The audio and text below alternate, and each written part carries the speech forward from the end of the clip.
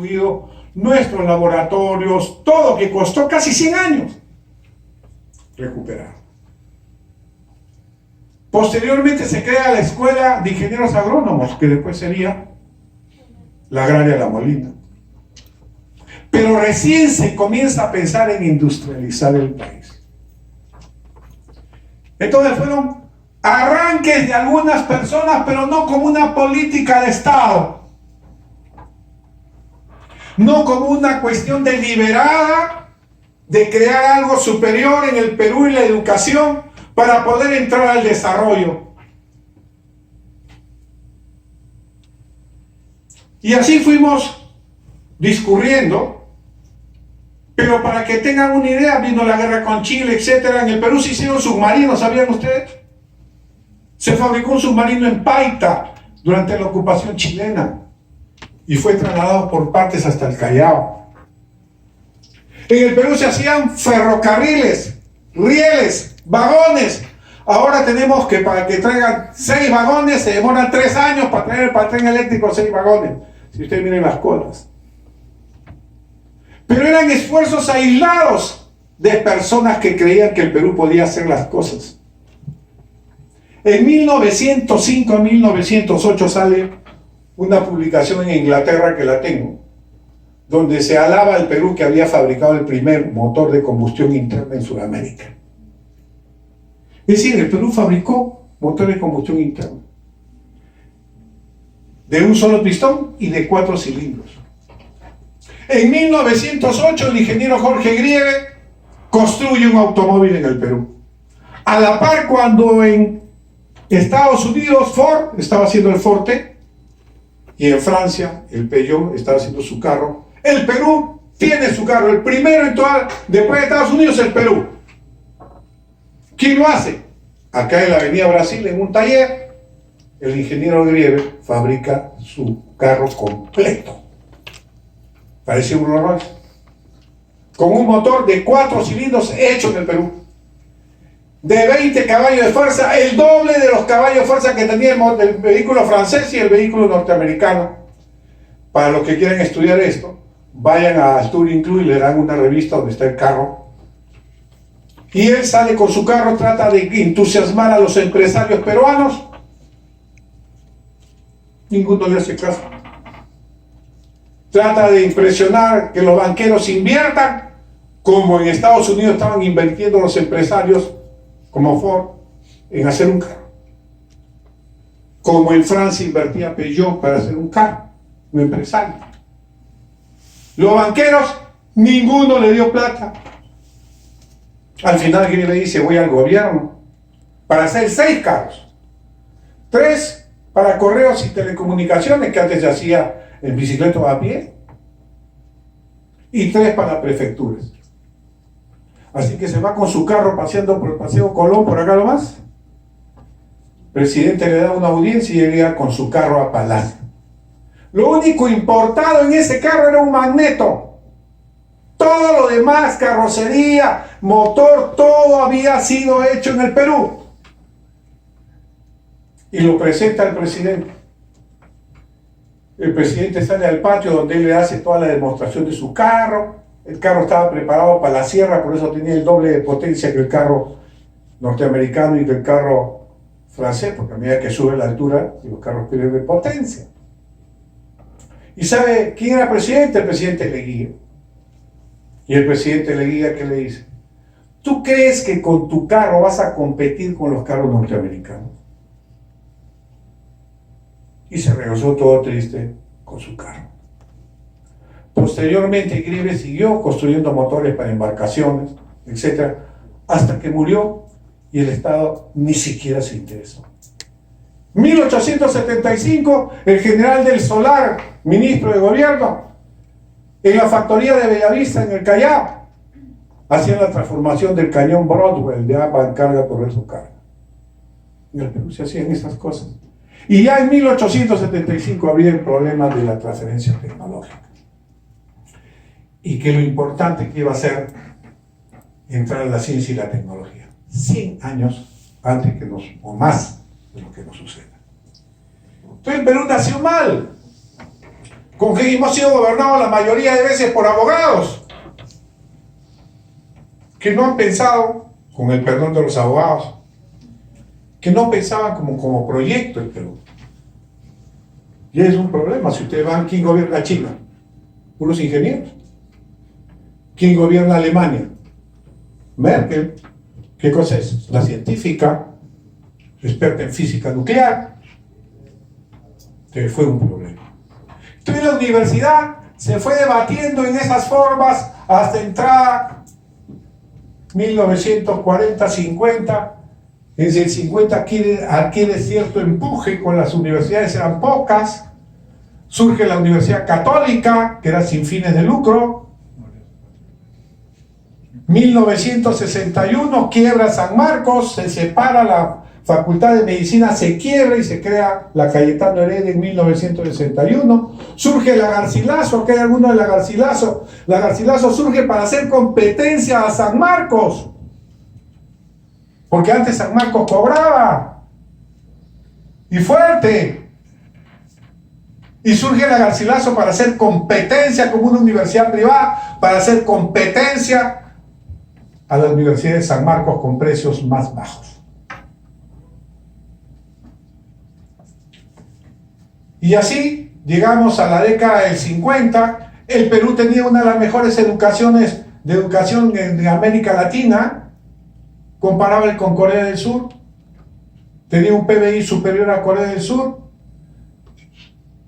Podría crear las grandes unidades escolares, que para entrar a un colegio público tenía que ser uno, dar examen para ingresar. Las grandes unidades escolares cobraron prestigio, el Guadalupe, el Alfonso Ugarte, el Ventín, etc. Grandes colegios con grandes profesores. Profesores universitarios que enseñaban en los colegios. Y las grandes generaciones comenzaron a salir de allí. Se crearon alrededor de 170 colegios nacionales. Superábamos a cualquier país latinoamericano. Hasta la década del 70. ¿Cuánto ganaba un profesor de colegio primario en 1970? Hasta 1970 superábamos a Corea. Acá nomás. El equivalente a $3.000 de ahora. Un profesor de colegio ganaba más de 10.000 soles mensuales. En 1970. Por eso que el profesor de colegio estaba bien internado, tenía carro,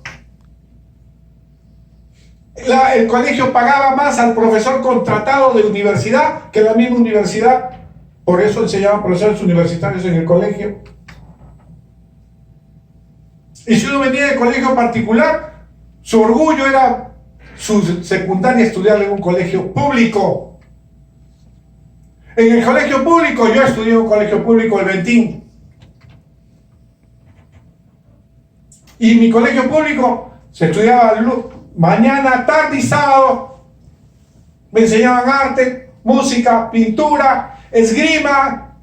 Me daban mi peto, mi careta para hacer sable, florete, espada, en el colegio.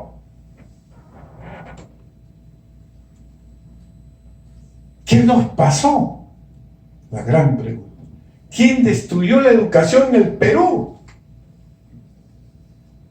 ¿Por qué tuvimos 20 años más o menos de una educación de alto nivel y de repente comenzamos a caer, que nos convertimos en los últimos en América Latina? Cuando entra el gobierno militar de Velasco, Velasco dice, todos deben estudiar. Y se dice, la educación es gratuita y todos deben estudiar. Cuando yo estudié la secundaria, solamente el 16% del país estudiaba secundaria. Entonces, cuando se dan de ciertas disposiciones, cae el gobierno de Velasco, pero había dado las leyes. Y comienza a aumentar dramáticamente la demanda por ir al colegio a estudiar secundaria. ¿Pero qué hacen los gobiernos? ¿Planifican el incremento de la demanda? ¡No! En el primer gobierno de Belaúnde viene la primera catástrofe de la educación. Dice, bueno, que entren todos los muchachos que quieran estudiar. Pero faltan colegios. Bueno, entonces quieren 2 turnos en los colegios. Uno en la mañana y uno en la tarde, uno en la noche. Pero van a faltar profesores. Bueno, entonces, que ingresen. Pero no hay profesores. Los que han acabado quinto y medio, que sean profesores. Y entraron 50.000 profesores con quinto y medio.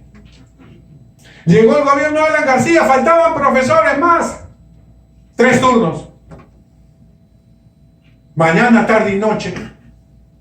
¿Y cuántos profesores metió sin ninguna preparación? 125.000 profesores. Habían hasta, yo no tengo nada contra los zapateros ni nada, pero todos entraron. Es decir, en menos de 10 años entraron cerca de 200.000 profesores sin ninguna preparación. En el gobierno de Alan García se prohibió que los profesores universitarios enseñaran en los colegios. Y así se fue arruinando la educación. Con la universidad pasó algo parecido. Se mantenían que las universidades se creaban por ley. Hasta 1996, que se da el decreto legislativo 882.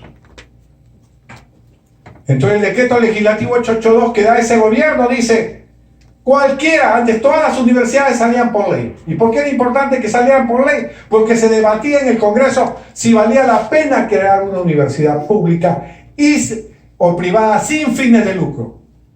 Hasta 1996 solamente había en el Perú universidades públicas y privadas sin fines de lucro. A partir del decreto legislativo 882 dice, se ha incrementado la demanda y la universidad pública es incapaz de absorber esa demanda. No tiene la oferta suficiente para absorber esa demanda. Entonces se da ese decreto legislativo y ahora se juntan 3 personas cualquiera y crean una universidad. Y al momento se crearon 70 universidades privadas y actualmente tenemos 142 universidades. Le ganamos a Brasil en número de universidades por millón de habitantes. Y estamos bien porque muchos han dicho, no, pero estamos muy bien porque tenemos muchas universidades. Universidades que eran estafas. Universidades chicha. Universidades con piso de tierra, sin baños, sin luz. Universidades ubicadas en los mercados, en los chifas, en los centros comerciales. Y cuando usted preguntaba al padre, decía, mi hijo está estudiando en una universidad privada. Ah, privada, le daba caché. Pero títulos que no valían. ¿Y quién contribuyó a esto? Primero, que el mercado comenzó a ser la figura que prevalecía sobre cualquier otro criterio. El neoliberalismo, el mercado es lo que prima. La educación fue comenzada a ser tratada como una mercancía. El alumno era una mercancía. El alumno era una galleta, un caramelo, un bizcocho. Y así comenzó a verse la universidad, no como un bien, una educación que es un bien social y un derecho fundamental, sino fue vista como mercancía, donde a esa universidad, a esas autoridades no le interesaba qué profesional estaba sacando para el Perú, ni qué bien le va a hacer a la persona, o a su familia, o al país, sino cuánto debo ganar. Y contribuyó a esto también el facilismo del estudiante.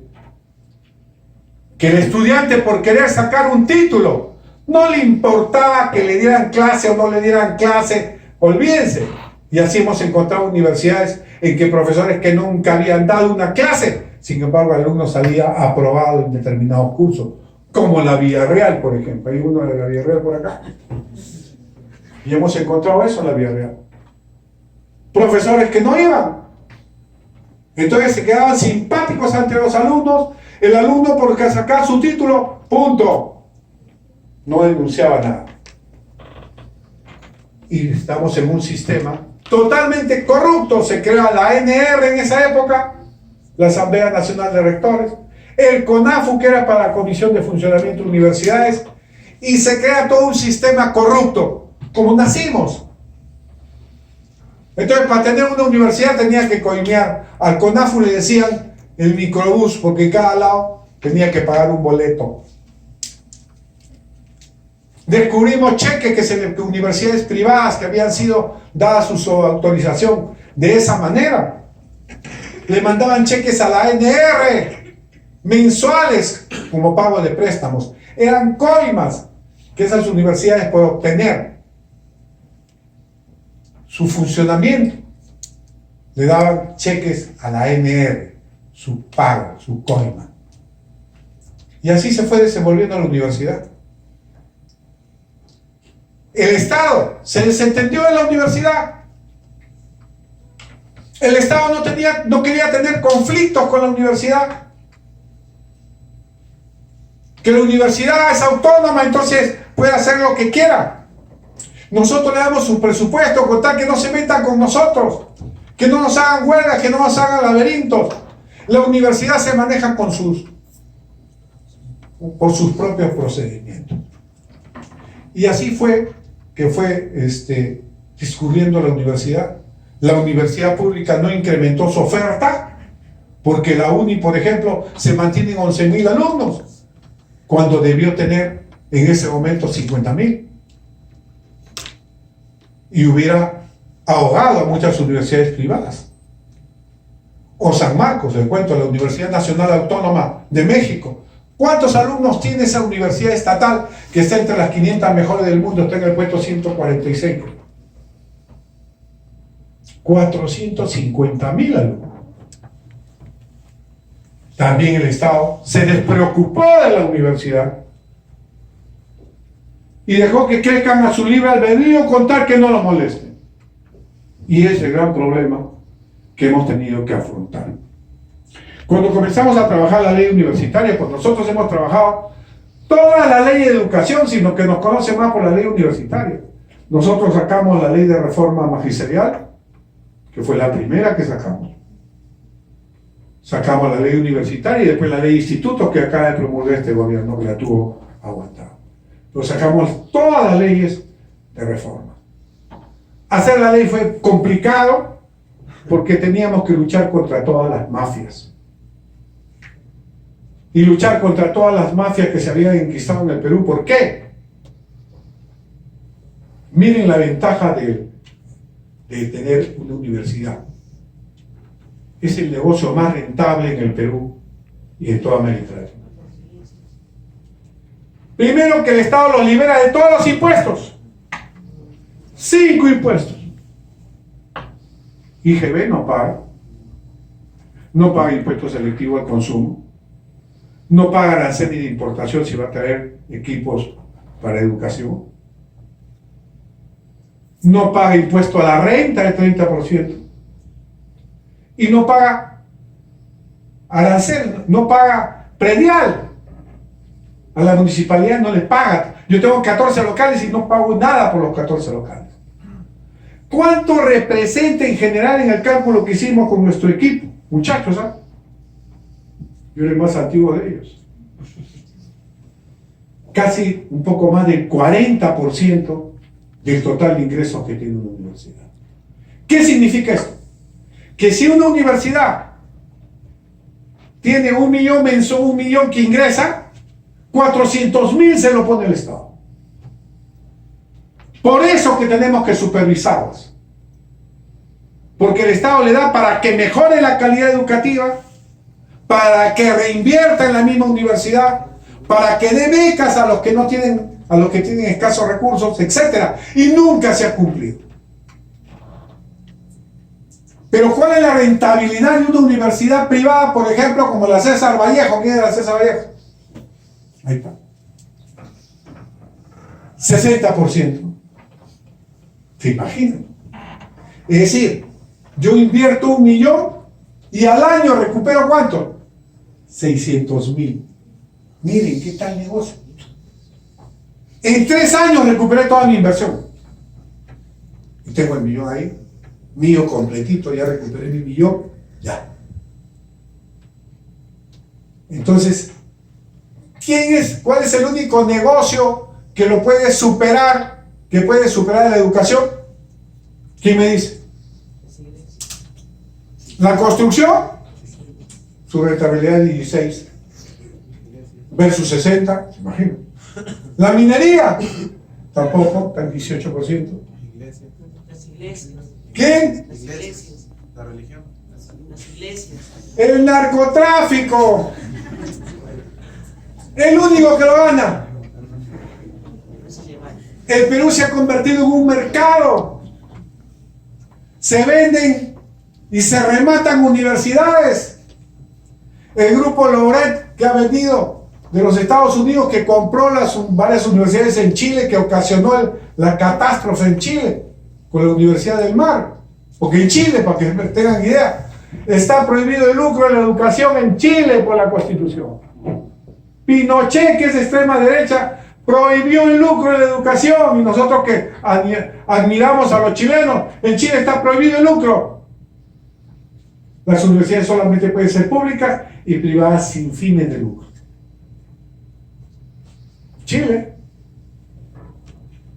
Entonces el Perú comenzó a crecer desmesuradamente universidades. No hay profesores. Hemos encontrado universidades que los jefes de práctica son chicos de quinto y media. Estafa pura. Pago a profesores 8 soles por hora en el interior del país. ¿Qué profesor que se precie va a aceptar 8 soles por hora? Prefiero estar dando gratis. ¿No es cierto? Como ahora. Porque así debe ser. ¿No es cierto? 8 soles por hora, ¿usted cree que van a conseguir un buen profesor? Aquí en Lima, 15 soles hora. ¿Y cuánto pagan las mejores universidades? Sí, pagan 90 soles hora, 100 soles hora. Y algunas en excepción 300. Entonces, no hay profesores. ¿Cuántas facultades de medicina se han creado? 57 facultades de medicina. ¿Y cuántas tenía el Perú? 3. San Marcos, Cayetano, Villarreal. Y la de Trujillo. Nada más. 4.